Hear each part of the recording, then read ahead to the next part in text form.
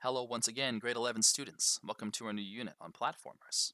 In class, we've been doing some cooperative activities trying to solve some of these challenge problems, and I'm posting these videos for a few reasons. One, if you've been away, to get you caught up in some understanding. Two, if you've been here and struggling, to show you some good solutions to help you get back on the right track. Or three, if you just want to review some of the concepts on your own time to get better at your coding, then you can watch these videos for a little bit of that. We're going to start at the beginning with a little bit of code in place, not very much. When I hit run in this game, going to be hitting the keys, nothing happens, there's no animations, there's no movement. Let's get some things up and running. Let's get this idle animation going here to start. I've put in a little bit of code that you'd see in your notes. Let me explain what's here really quick. I have an array of my idle animations, of my move right animations. I'm going to call these just right and just call them left, just for clarity's sake. I have some private variables, one that stores frame information, at counter information, and skip rate information. And I have an array of Greenfoot images that I didn't define. Notice all these ones up here, I defined what their contents are after I initialized them, but here I didn't.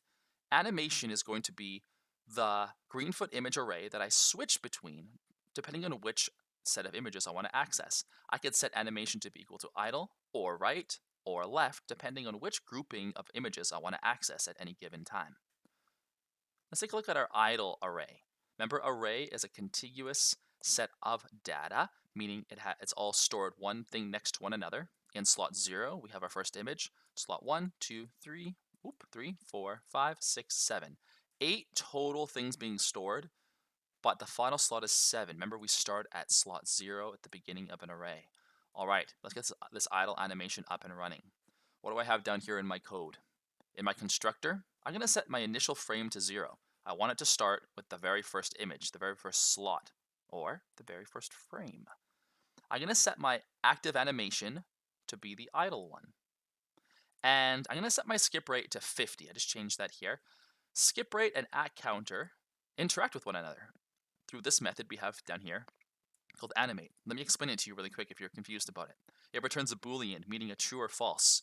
True if our at counter is divisible by the skip rate. Our at counter is going to keep track of how many times our game has refreshed or run. It runs around 20 to 30 times a second in the normal speed settings that you put in there, and it's going to update that number every time it runs. So it could be already at 20 or 30 by the time the first second of your game is elapsed. And we're going to divide it by the skip rate. And if it's no remainder from that division, as we go through it multiple times, then it's going to allow animate to be true. The larger I make skip rate, the longer between animate being true. And I'm going to use this to my advantage so that I can make a custom delay between when my image animates. So let's take a look inside of our update animations method I prepared here. See, we're running it in act. We're going to try and run it as often as we can, but it's limited only when animate is true. If animate means if we get a true result from this method here. So what am I going to be doing when I update the animation? Well, I'm going to be first setting the image of my actor to what exactly? I want it to set it to the animation I'm accessing, and with my square brackets, the particular frame of that animation I'm currently trying to run. Next, I want to make sure that the next time through, I've moved on to the next image. So I'm going to increase the frame by 1 after running this and setting it in the first place. Hopefully that made sense. Now, one thing I have to keep in mind is that I don't want my array to go beyond the final entry. If I go beyond the territory of my final entry, my program's going to say array index out of bounds error, and it's going to crash. So I need to force my program to not let this frame go too far. I'm going to say if the frame is bigger or equal to the length of the animation array that I'm accessing, then I'm going to reset frame back to 0. What I just did here, if I reach the end, if I try to go past it, don't let me, put me back here.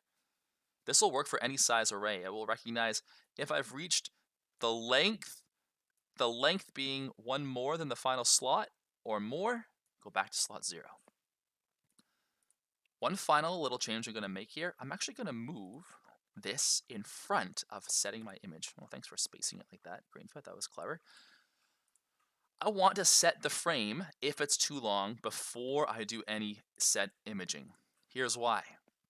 Notice the length of this array is 8. These other arrays are only 3. If I am at slot, let's say 6 or 7 or 8 in my idle array, and then I swap over to my right array, it's going to go, oh, I'm at 6, let's move to 7. Hey, right array, access slot 7, which doesn't exist, and the program's going to crash. So I need to tell this, for whatever animation I'm accessing, check first, am I past the end point of that array? If so, go back to the start. And then you're allowed to set it.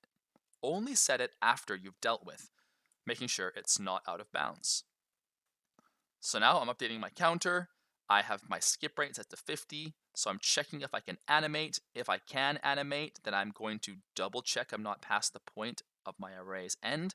Then I'm going to set my image to the frame. I'm going to increase the frame, and this should keep on looping and running to show a nice, beautiful idle animation.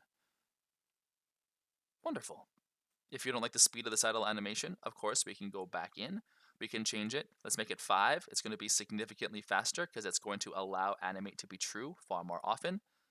And when it compiles here, I'll hit run, and look how much faster that is.